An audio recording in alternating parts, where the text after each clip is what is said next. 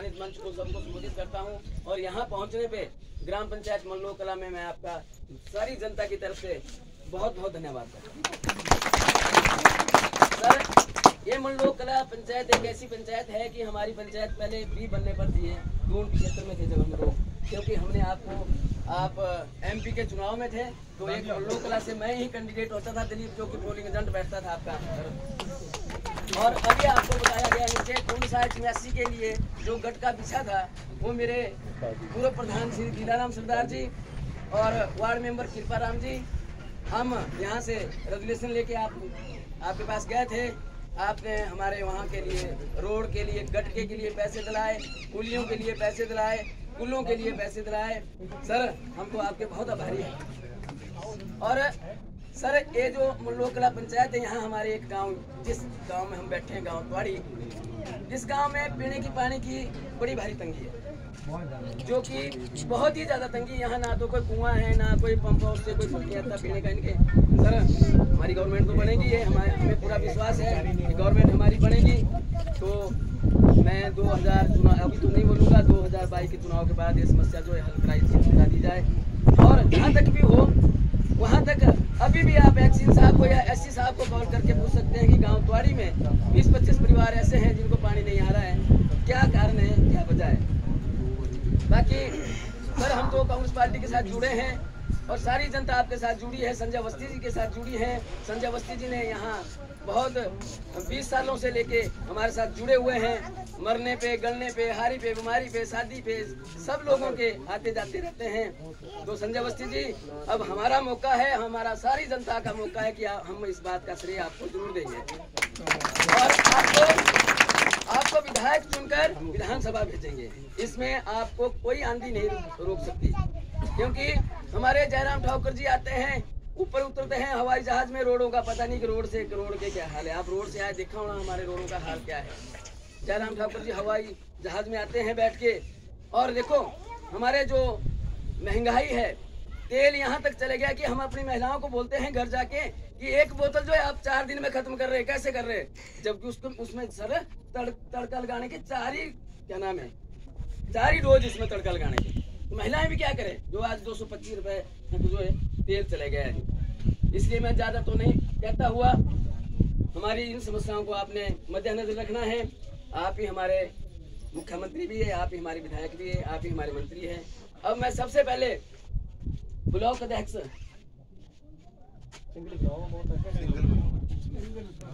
अब मैं अपने हमारे जो कांग्रेस पार्टी के विधायक है श्री संजय अवस्थी से प्रार्थना करूंगा कि वो मंच पर आए, इनका प्लास्टिक कि वो जनता को संबोधित करें।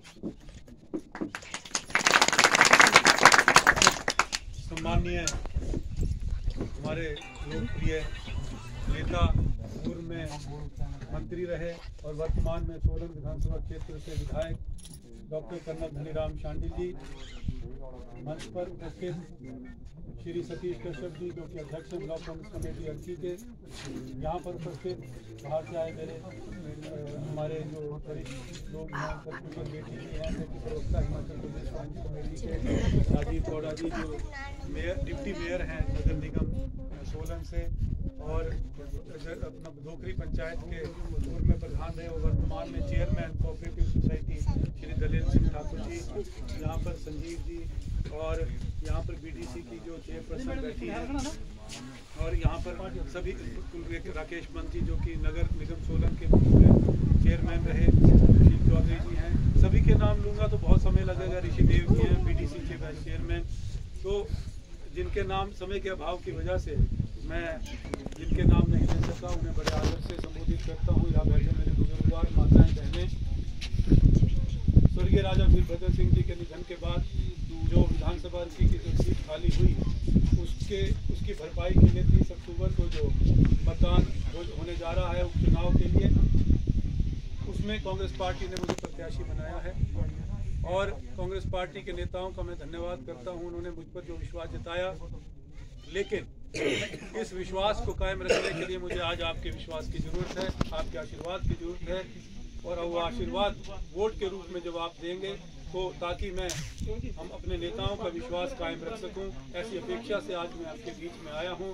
और मुझे उम्मीद है कि आप मुझे अपना आशीर्वाद वोट के रूप में देंगे, ताकि यहां से आने वाले 30 अक्टूबर को जो चुनाव होगा, अधिक से अधिक जो वोट कांग्रेस पार्टी के पक्ष में पड़े और मैं यहां से आपका विधायक, आपका नुमाइंदा बनकर विधानसभा में आपकी आवाज़ को बुलंद कर सकूं और जो आपके यहाँ पर विकास कार्य रुके हैं उनमें तेजी ला सकूं और जो आपकी समस्याएं हैं उनके समाधान के लिए प्रयास करूं। आज यही मैं आपसे आग्रह करने आया हूं। पिछले 4 वर्ष का जो भारतीय जनता पार्टी का कार्यकाल आपने देखा कि जिस तरह से आज बेरोजगारी बढ़ी है, जिस तरह से महंगाई बढ़ी है। बेरोजगारी की बात करूं तो आज यहाँ पर आपको मैं 2 महीने पहले का उदाहरण दूंगा कि सरकारी विभागों में खासतौर पे बिजली बोर्ड में 19 पद जो जेई के भरे गए और 16 पद जो पीडब्ल्यूडी के जेई के भरे गए पीडब्ल्यूडी विभाग में, वो सारे के सारे जो नियुक्तियाँ हुई, 35 नियुक्तियाँ हुई, वो बिहार और उत्तर प्रदेश के लोगों की हुई। मुझे बड़ा दुख है कि क्या यहाँ पर हमारे जो युवा शिक्षित युवा हैं, क्या उनको वो योग्यता नहीं रखते। आज आपको इस बात का जवाब पूछना है।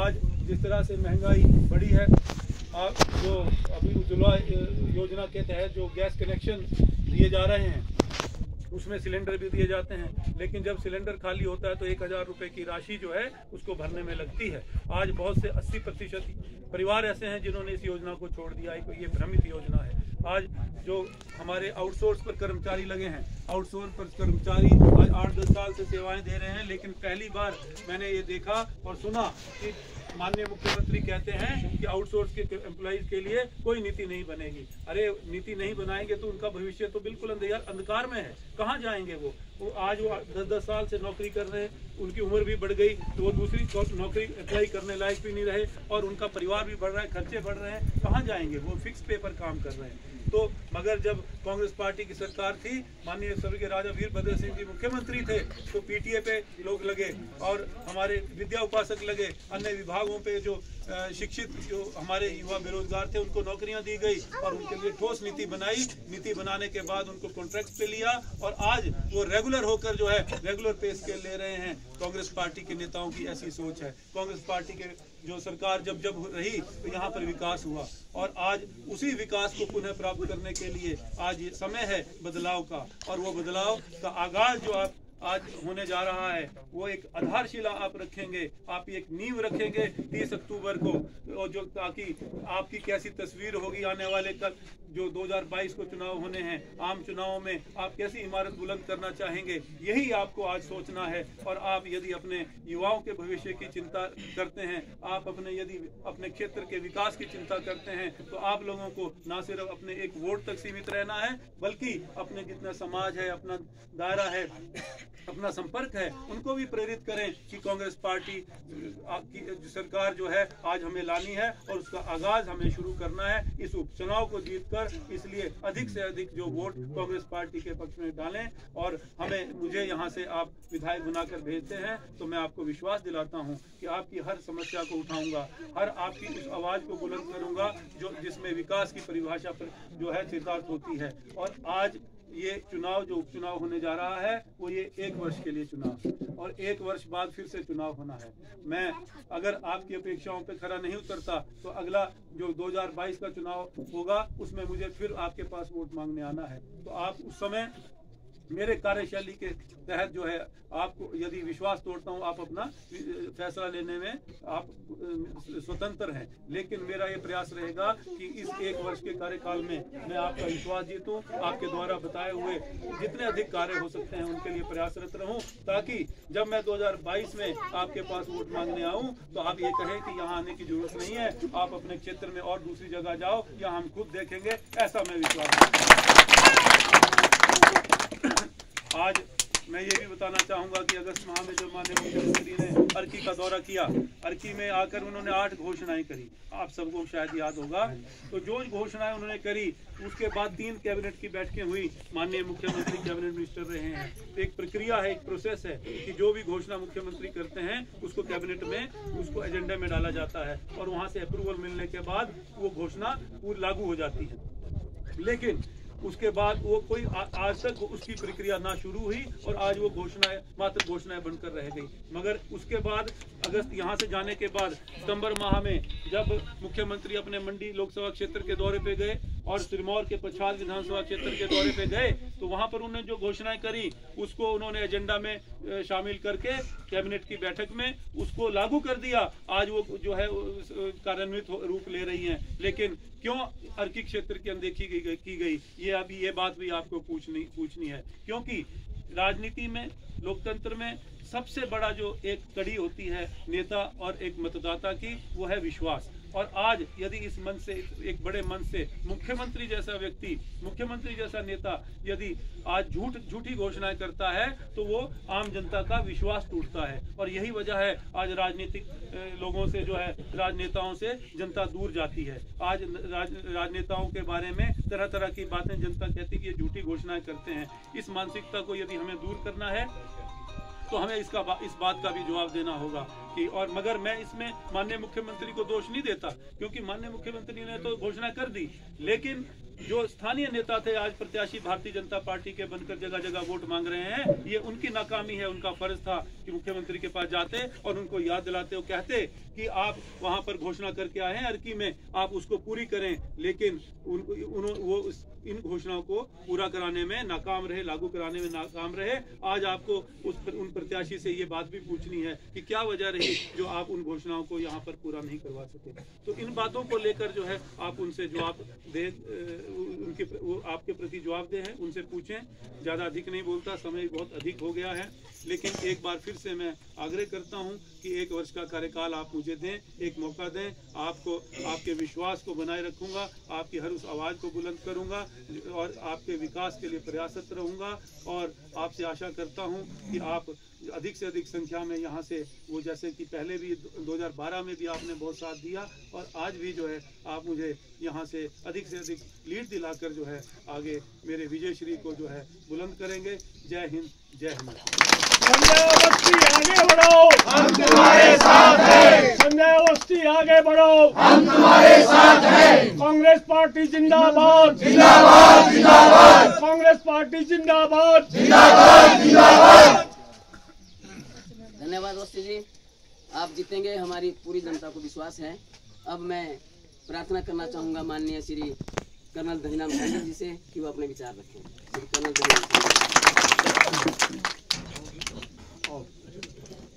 बारिश ना आ जाए इसलिए सम्मानित मंच ही बोलूँगा, वरना क्या होगा कि सभी का नाम लेते 1 वर्ष खत्म हो जाएगा। और बहुत ही ऊर्जावान हमारे कैंडिडेट हैं संजय अवस्थी जी, जिन्हें हाईकमान ने ये फैसला लिया कि हमारे कैंडिडेट बने। और सभी सम्मानित मंच जितने भी यहाँ पे हमारे प्रदेश के प्रवक्ता हैं और बड़े बड़े नेता हैं, चेयरपर्सन हैं हमारे सोलन निगम रही है, और बहुत ही मान के योग्य जितने भी सभी बैठे यहाँ पे सभी लोग जो चुने सदस्य और जिन्होंने इस राजनीतिक और खासकर लोकतांत्रिक व्यवस्था में काम किया। मैं समझता हूँ कि जब भी कभी ऐसा समय आए, इसे हम लोकतंत्र का उत्सव मनाते हैं। ये जो आज का दिन भी है, आपके बीच में आए हैं, एक बहुत ही सशक्त उम्मीदवार जो कांग्रेस पार्टी ने उतारा है आपके बीच में, हम लेकर आएंगे। और मुझे पूर्ण आशा है कि जिस प्रकार से इन्होंने आप सामने अपने विचार व्यक्त किए, आप जानते हैं इनका व्यक्तित्व, ये सचमुच जब भी मैं कहीं पूछता था तो या तो दारला घाट में मिलेंगे या इन्हीं किसी गांव के दूर दराज इलाकों में, तो एक हफ्ते बाद तब ताते में गया। इससे अंदाज़ा लगता है कि पिछले कई वर्षों से आप लोगों के बीच में आते हैं। और मैं तो खुद भी यहाँ काफ़ी गैप के बाद आया हूँ डॉक्टर में, और जैसे ये तो पुराने चेहरे मुझे 5, 7, 10 से दिखे। मुझे तो हमेशा अच्छा लगता था कि आप लोगों के बीच में आएँ, आपकी समस्याओं को सुने, और हाँ जब कुछ काम अच्छा हो जाता था तो मुझे अच्छा लगता था। देखिए, कांग्रेस की नीतियाँ और काम करने का जो तरीका है वो यही है कि लोगों की समस्याओं को कभी भी अनदेखा न करें, झूठी घोषणाएं करने से बचें, झूठी घोषणाएं किसी भी स्तर पर करें। देखिए, मुझे दुख होता है कि भारत के प्रधानमंत्री को लेके एक अजीब किस्म का आज एक वातावरण बना है कि भाई जो भी बातें उन्होंने कही 20-21 पॉइंट तो वैसे मुझे याद रहते हैं, तो जैसे उन्होंने कहा कुछ भी ऊपर से शुरू करेंगे नीचे तक आएगा, चाहे वो नौकरी के बाद दो लो, चाहे वो पैसे देने के बाद जो भी कर दो, किसी ने भी कुछ जमीन पर नहीं उतरा है। और समाओ वही पैटर्न हमारे प्रदेश सरकार का, तो वो अच्छी बात नहीं है। जो बात हम कर सकते हैं हमें वही बोलनी चाहिए, जितना धन अवेलेबल है हमें वही बताना चाहिए, और जो हमारे क्षमता है वही बोलना चाहिए। लोगों को लुभाने के लिए थोड़े से पैसे दीजिए, 2000 अभी दिए, 4000 दीजिए, 2 महीने फिर और दे दिए 6000, तो वोट अपना इलेक्शन जीत लिया और तब जो मर्जी कर लिया। वो ऐसा कांग्रेस ही काम करने का तरीका नहीं है। भाई और बहनों, मैं तो इतना कहना चाहता हूँ कि आप लोग बहुत अच्छे मैच्योर डेमोक्रेसी के लोग हैं, और आप लोगों ने देखा भी है, दौर चढ़ाव भी देखे। आज सचमुच में एक बड़ा भ्रम जाल सा फैलाया गया है, और देश में आपस में प्यार की जगह कुछ हम संदेश एक दूसरे को देखते हैं, उस वातावरण को दूर करना है। और हमें अपने युवाओं को, जैसे इन्होंने ठीक कहा, बेरोजगार नहीं बनाना है, उनको सशक्त बनाना है, और तभी बनेगा जब हम उस विश्वास को पैदा करेंगे, जब हम सच बोलेंगे। सबसे बड़ी बात मुसीबत ये है कि जो महंगाई इतनी है कि बहनें जो यहाँ बैठी हैं, और सच में अपना किचन चलाना मुश्किल हो गया है। तेल जो 70 रुपये और कुछ ऐसे होता तो वो 180-200 रुपये तो एक होता। तो आप सोचो कि इसी प्रकार का आलम गैस सिलेंडर का है, दालों का है, जो मर्जी लो। कोई अगर 2 कमरे का घर बनाना चाहता है, सचमुच में एक घर में बैठ के किया पूरा नहीं होता। लोहा देख लो, चाहे सीमेंट देख लो, सब कुछ नहीं। कहने का मतलब ये कि एक प्रशासन और शासन जैसा होना चाहिए, लोगों की समस्याओं को समझने का जो तंत्र होना चाहिए वो एकदम विकृत है, बिखरा हुआ है। उसको पटरी बनाने के लिए आप सब लोगों से हाथ जोड़ कर प्रार्थना करता हूँ कि आपका बहुत सशक्त उम्मीदवार है संजय अवस्थी के रूप में, और मैं विश्वास दिलाता हूँ आपको कि अगर आप अपना वोट देंगे तो इनको सफल बनाएंगे, तो आप लोकतंत्र की रक्षा करेंगे। मेरी आपसे यही प्रार्थना सबसे भाइयों बहनों को। 30 तारीख को कोई आदमी घर में बैठा है, और कोई बीमार है उसको गाड़ी भेजो, और कोई बुजुर्ग है तो उसकी हेल्प करो, वहाँ से आए, और अपने अच्छी तरह से सजाओ। अपने जो आपका बूथ है उसको ऐसा तो अट्रैक्टिव हो, मनमोहक हो, आकर्षक हो, वहाँ 15-20 की बजाय 30 लोग बैठे हों और वो सजा हुआ। इस प्रकार की आप प्रणाली अपनाएंगे, 30 स्कूलों को आप व्यवस्थित गठन द्वारा कर सफल बनाएंगे, तो हम आकर इसी मनलोक कला में नाट्य में नाचेंगे, गिद्दा डालेंगे, और